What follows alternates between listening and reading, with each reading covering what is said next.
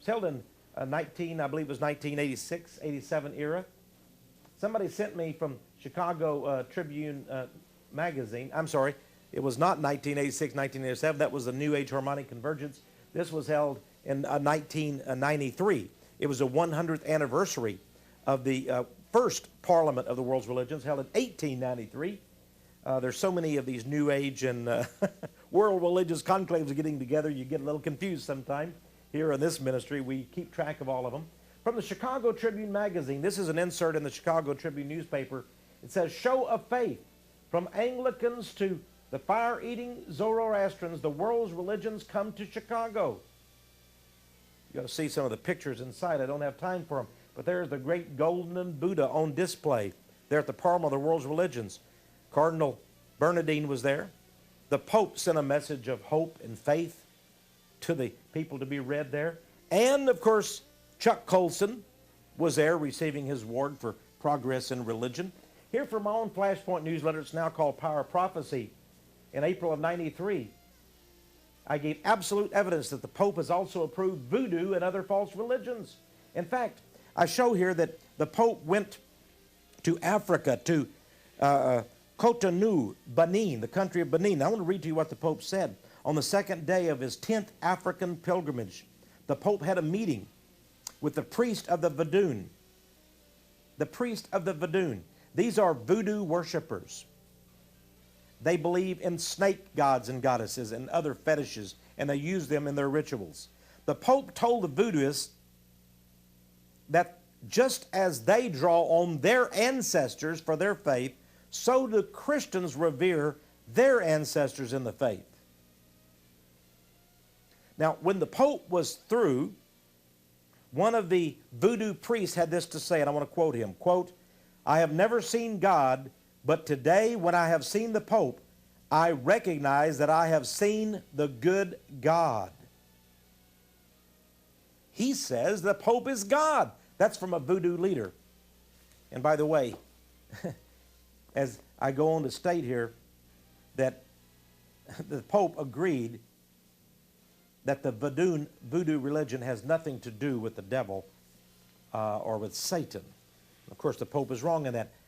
Now, let's look at what the Pope has been doing in terms of the Muslims and the Christians and the Jews, and affirming and endorsing these other religions and saying that even though it's true outside of the Catholic Church there is no salvation, according to the Pope in his new catechism, everyone today is a Catholic. That's right, everyone on earth, every human being, whether they know it or not, has Jesus inside and is a Catholic. Did you know that you're a Catholic? I never knew until I read the new catechism of the Catholic Church. One of the groups that the Pope has really sought to recruit and to bring into his world religious system are the Muslims. Here's Christian newspaper, the Christian News of January 1999, in which the Pope says that Muslims and Christians worship the same God. Well, do they? Well, the old Catholic catechism said absolutely not. In fact, according to the older Catholic catechisms, Protestants could not go to heaven, Muslims couldn't, Buddhists. In fact, only Catholics, and good Catholics at that, could go to heaven. But all things have changed, because according to the new catechism, all men and women living on the face of the planet Earth are saved, whether they know it or not, and all are Catholics, whether they know it or not. And Jesus is working invisibly behind every religion and in every religious path, bringing men to a more perfect and full understanding of God. Well, of course, these things are not true. And again, I ask the question, is the Pope Christian? Is he even Catholic? Here's a picture of the Pope meeting with the King of Morocco. We'll have more on that later. And there he was very warmly greeted by tens of thousands of Muslims. Now, when we get into the Christian area, it's very interesting. The Pope has reached out to the Protestants and to the Orthodox. It's very fascinating to me that according to one Eastern Orthodox publication, Orthodox Life, volume number 3, 1995, it says that at Vatican City, Pope John Paul II, head of the Roman Catholic Church, met with Patriarch Bartholomew, symbolic head of all Orthodox Christians. They were on the balcony of the Basilica of St. Peter's to commemorate their ecumenical efforts in view of the coming year 2000. And it says something amazing happened. Something amazing. Just as the Patriarch was talking about the power of the devil and how they sought to overcome that, he and the Pope working together, let me just read it to you here. It says, when Bartholomew asked Christians to pray and fast to oppose the power of the devil and to drive out the demons, all the faithful were startled by a lightning bolt which struck the basilica, followed by a violent summer storm. The Pope and the head of the Orthodox Church, they're on the balcony. And as he talked about the devil, a bolt of lightning struck. They say that it startled Pope John Paul II and the Greek Orthodox leader. Was that a message from God? That perhaps the Pope is not Catholic and is not even Christian? Or was it a sign of pleasure by the adversary? Quite interesting. Well, here's a news feature. Pope calls for Christian unity. Christian unity. Yes, indeed. And you know, all of the Christians are moving right into that unity with the Pope. They don't even call themselves Protestants anymore. They're ex-Protestants. Here at the World Council of Churches headquarters is the Pope meeting with Joan Campbell. She's a Methodist minister and head of the World Council of Churches, the National Council of Churches, actually. There they are meeting all together. There's Methodists and Lutherans and so on and so on. Here he is meeting again with the Archbishop of Canterbury, the head of the Anglican Church. I have so much to show you. I wish you had time. Here's the Pope. He was invited to a Lutheran church in Rome.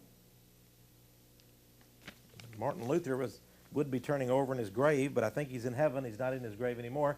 Evangelicals, Catholics, a firm bond. This is from Chicago Sun-Times newspaper, March 30, 1994. Picture of Pat Robertson, Charles Colson. They uphold ties with Catholicism, it says.